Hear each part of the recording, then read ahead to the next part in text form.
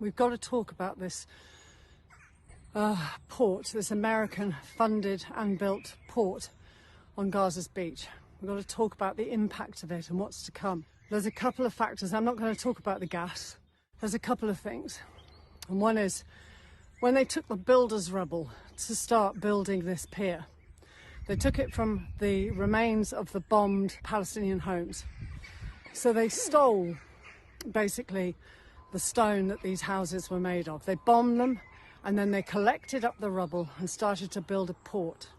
There's thousands of people lost, still missing, that are under the rubble. So when you manage to get an excavator and you take it to these places and you pick up all of this rubble and then you cart it all the way down the Seacoast Road to build this pier, in that will be the remains of Palestinians who are still missing. When you walk on this pier, you're going to be walking literally on the remains of Palestinian people. You're going to be walking across a pier, or driving, which is more to the point, over the remains of the dead, who never got a burial, who never got named, and who never got rescued. Children, the skulls of children will be amongst this rubble. A road of the dead. When these homes were bombed, Palestinians only had their hands to dig out their relatives, who could be heard screaming and crying for help for over 72 hours. Both the Israelis and the Americans said, oh no, we can't get you any excavators, we can't get any bulldozers, we can't get you. The civil defence teams didn't have the equipment to pull these people out from underneath the concrete.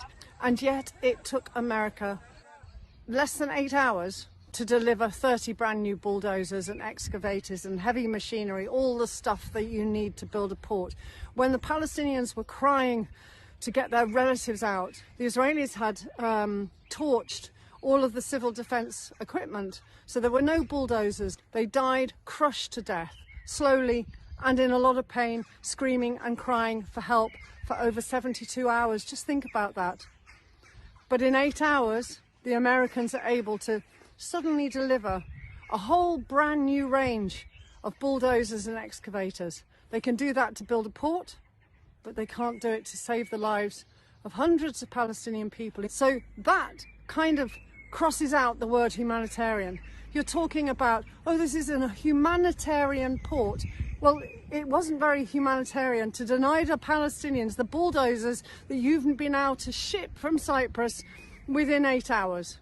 Those people lay there for 72 hours waiting to be rescued under the rubble of their homes, but you couldn't get a bulldozer out for them.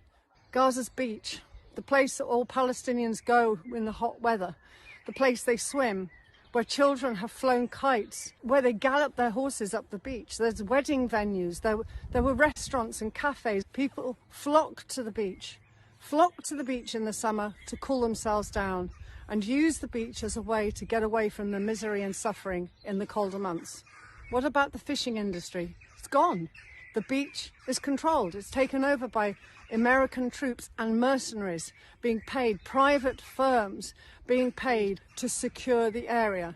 So 2,000 troops will suddenly become 20,000 troops. The whole beach is a military zone, a barracks with a controlled entry and exit point where large cargo ships will be able to moor and ship away Palestinians into permanent exile.